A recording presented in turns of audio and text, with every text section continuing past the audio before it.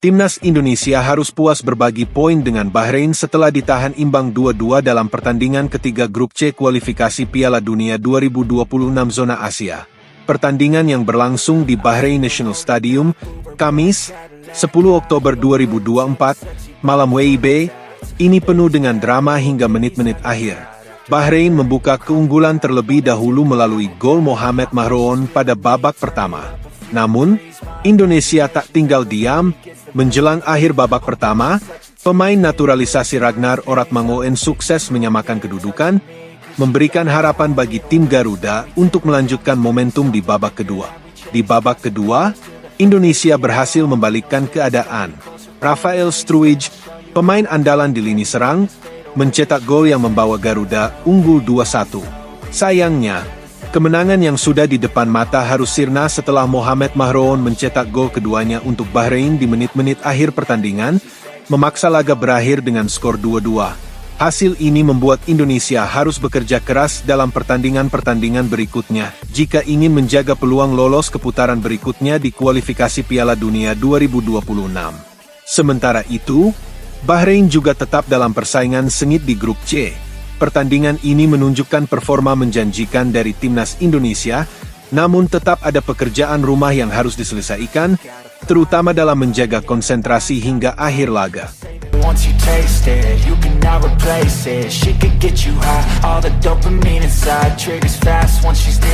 Timnas Indonesia bersiap untuk melakoni laga melawan timnas Bahrain di kualifikasi Piala Dunia 2026 zona Asia pada Kamis, 10 Oktober 2024. Duel tersebut akan dilakukan di Bahrain National Stadium pukul 23 waktu Indonesia Barat. Di kualifikasi Piala Dunia ini, Indonesia berada di posisi keempat dengan raihan 2 poin. Sedangkan Bahrain ada di posisi ketiga dengan koleksi 3 poin. Laga Indonesia versus Bahrain akan dipimpin oleh wasit Ahmed Alkaf, yang membuat heboh penggemar sepak bola. Penunjukan wasit ini membuat beberapa supporter khawatir, lantaran adanya pengalaman buruk yang membuat Ahmed Alkaf dicap kontroversial. Pasalnya Alkaf dikenal sebagai wasit yang tegas untuk memberikan kartu para pemain. Hal tersebut terlihat dari saat ia memimpin laga Liga Champions Asia antara Al Nassr versus Al Ain pada Maret 2024 lalu. Saat itu, Ahmed Alkaf mengeluarkan 10 kartu yang terdiri dari 9 kartu kuning dan 1 kartu merah.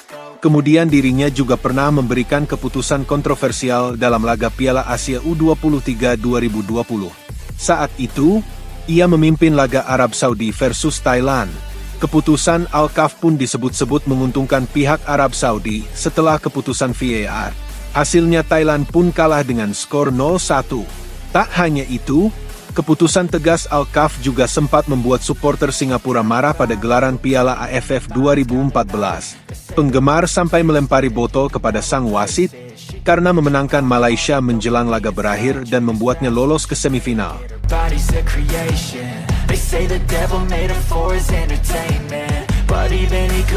Wasit yang tengah ramai jadi perbincangan pecinta sepak bola tanah air yakni Ahmed Alkaf dikabarkan bakal ditunjuk sebagai wasit utama. Kemudian ia akan dibantu oleh 2 asisten wasit yakni Abu Bakar Al-Amri dan Rashid Al-Gathi. Namun, nama Ahmed Alkaf belakangan ini ramai jadi perbincangan karena ia memiliki catatan yang tak lepas dari sejumlah kontroversial. Wasit asal Oman ini dikenal sebagai wasit yang tegas dan mudah menghukum pemain yang melanggar dengan langsung mengeluarkan kartu. Namun, saat kabar tersebut tengah ramai, Badan Tim Nasional, BTN, PSSI Sumarji mengatakan bahwa pihaknya berusaha sepenuhnya untuk percaya dengan siapapun wasit yang ditunjuk nantinya. Pria yang juga menjabat sebagai manajer timnas Indonesia itu mengatakan bahwa ia percaya wasit yang bakal memimpin laga skuad Garuda lawan Bahrain nanti bisa jadi pengadil yang adil.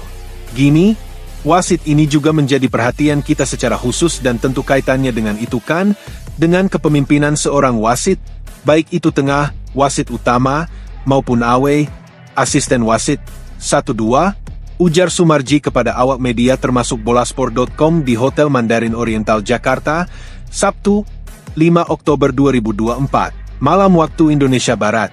Saya kira dengan situasi yang seperti ini, kami harus percaya bahwa wasit akan memimpin pertandingan itu dengan fair play, ucapnya. Menurutnya, Pikiran positif ini perlu dijaga dengan baik karena tentu semua tim sama-sama ingin lolos ke Piala Dunia 2026. Untuk itu, ia menekankan dan percaya bahwa tidak akan ada wasit yang ditugaskan berpihak. Hal ini karena sudah sesuai dengan AFC maupun FIFA bahwa wasit yang ditugaskan pastinya tak ada hubungan dengan kedua negara yang bertanding. Oleh karena itu, Sumarji percaya wasit yang bakal memimpin pertandingan nantinya tak akan berpihak dan memimpin laga dengan adil. Kenapa? Karena ini sama-sama ingin meraih satu tiket menuju Piala Dunia, tegas Sumarji. Hal ini karena sudah sesuai dengan AFC maupun FIFA bahwa wasit yang ditugaskan pastinya tak ada hubungan dengan kedua negara yang bertanding. Oleh karena itu, Sumarji percaya wasit yang bakal memimpin pertandingan nantinya tak akan berpihak dan memimpin laga dengan adil. Kenapa? Karena ini sama-sama ingin meraih satu tiket menuju Piala Dunia, tegas Sumarji. Ya, enggak mungkinlah masa wasit yang ditugaskan akan berpihak, ucapnya. Namun, apabila itu terjadi, pria yang juga menjabat sebagai CEO Bayangkara FC itu juga menekankan bahwa pihak PSSI bakal protes jika itu terjadi. Hal ini karena PSSI juga sudah beberapa kali melakukan protes ke FIFA, apabila ada yang dirasa kurang tepat. Untuk itu, apabila hal tak menyenangkan terjadi di laga lawan Bahrain bukan tak mungkin mereka protes. Saya kira, kalaupun memang itu terjadi, pasti akan kami lakukan protes seperti yang sudah-sudah, tuturnya. Skuad Garuda memiliki rekor minor setelah dipermalukan dengan skor 10-0 pada tahun 2012 lalu. Tentunya, ini jadi motivasi tambahan untuk membuktikan bahwa Indonesia datang dengan kekuatan baru. Dalam 3 pertemuan terakhir, Indonesia mencatatkan 2 kekalahan dan 1 kemenangan. Shin Tae-yong menjelaskan, dia tidak terlalu paham dengan kondisi saat skuad Garuda kalah dengan skor telak tersebut. Menurutnya, saat ini mereka hanya fokus mempersiapkan tim demi mendapatkan hasil maksimal. Termasuk bagaimana Indonesia bermain dengan ciri khas sendiri dan keluar dari tekanan. Daripada kita balas dendam ya mungkin kita fokus permainan kita aja. Bagaimana kita memenangkan pertandingan ini dengan permainan yang kita suka. Permainan yang kita mau, kata Shin Tae-yong. Duel putaran ketiga kualifikasi Piala Dunia 2026 zona Asia berlanjut. Indonesia bertamu ke Bahrain National Stadium, markas Bahrain.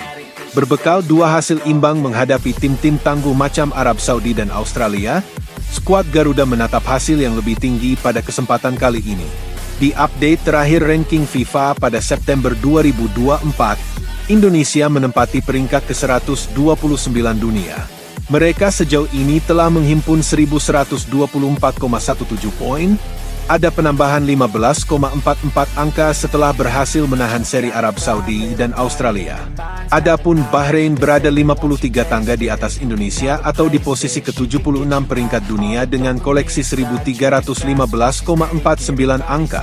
Pasukan Dragan Talajik mengalami kenaikan 4 strip di ranking FIFA, dari semula menempati urutan ke-80. Ada disparitas yang cukup menganga di antara kedua tim.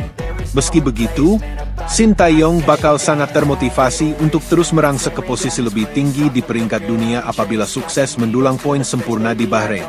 Jika tak ada aral, Indonesia berpotensi menanjak 7 strip di ranking FIFA andai berhasil menjungkalkan Bahrain di depan publik mereka sendiri, sebab skuad Merah Putih akan mendapat suntikan 16,89 poin. Hanya saja ada catatan, skenario di atas bisa terwujud bila kemenangan Indonesia dibarengi dengan tim yang menghuni urutan 122-128 di ranking FIFA menelan kekalahan. Anggaplah kedua tim bermain imbang. Indonesia tetap akan naik peringkat bila penghuni 122-128 di ranking FIFA juga menuai hasil negatif. Sementara itu seandainya Indonesia kalah, Indonesia terancam lengser 7 posisi ke bawah di ranking FIFA andai mereka menuntaskan laga kontra Bahrain dengan hasil menggetirkan. Jika keadaannya demikian, Indonesia akan kehilangan 8,11 poin, secara akumulasi otomatis perolehan sejauh ini melorot jadi 1.116,06 poin. Namun, perlu dicatat, turunnya Indonesia hingga 7 strip ke bawah hanya terjadi andai tim penghuni 131-136 di ranking FIFA sukses meraih kemenangan. いかがですか。いや本当にホームで何としても Belakangan ini, penggemar sepak bola tanah air dikejutkan oleh pernyataan pelatih tim